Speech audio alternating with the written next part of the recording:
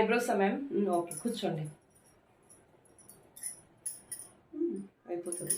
Okay.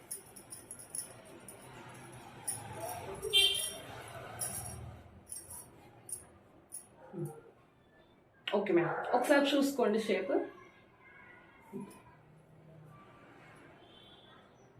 సన్నగా లేదు madam, రెండు ఐబ్రోస్ ఒకేలా ఉండవు చాలా మందికి. అంటే ఒక ఐబ్రో ఒకలాగా, ఒక ఐబ్రో ఒకలాగా ఉంటుంది.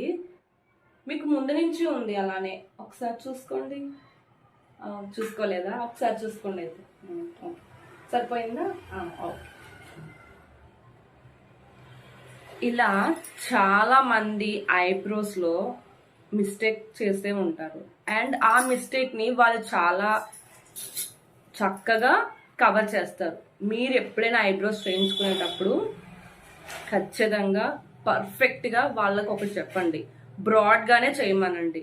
ఎందుకు అంటే ఫస్ట్ బ్రాడ్గా చేసుకున్న తర్వాత మీరు కావాలి అంటే షేప్ తీయించుకోవచ్చు. వన్స్ అది ఐబ్రోస్ సన్నగా అయ్యింది అంటే మీరు అసలు దాన్ని షేప్ చేయించడం చాలా కష్టము. అండ్ ఇలానే కవర్ చేస్తారు.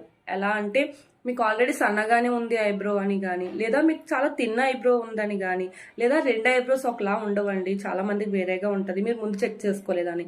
కాబట్టి మీరు ముందుగానే చూపించి నా ఐబ్రో ఇలా ఉంటుంది. అండ్ కొంతమందికి ఐబ్రోలో ప్రాబ్లం ఉంటుంది. ఒక ఐబ్రో ఏమైనా దెబ్బ తగిలి కానీ, లేదా ఒక ఐబ్రో తేడాగా ఉంటే వాళ్ళకి ముందే చెప్పండి, నాకు ఇక్కడ ఐబ్రో ఇక్కడ ఉండదు, ఇక్కడ బాగానే ఉంటుంది, సో దానికి రిలేటెడ్గా చూడండి అని చెప్పండి. లేదంటే ఇదే వంక పెట్టుకొని తీసేస్తారు.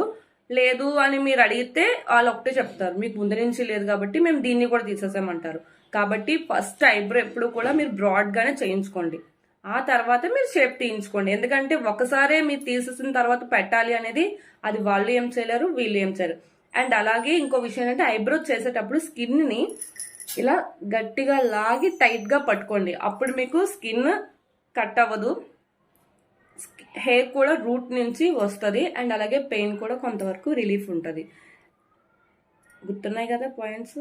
గుర్తు పెట్టుకోండి, తప్పదు. ఎందుకంటే ఎవ్రీ మంత్ ఐబ్రోకి వెళ్తూ ఉంటారు కదా. ఖచ్చితంగా ఐబ్రో చేయించుకునేటప్పుడు అస్సలు తొందర పడద్దు. మంచిగా షేప్ బ్రాడ్గా తీయించుకోండి. ఓకేనా? Okay, thank you.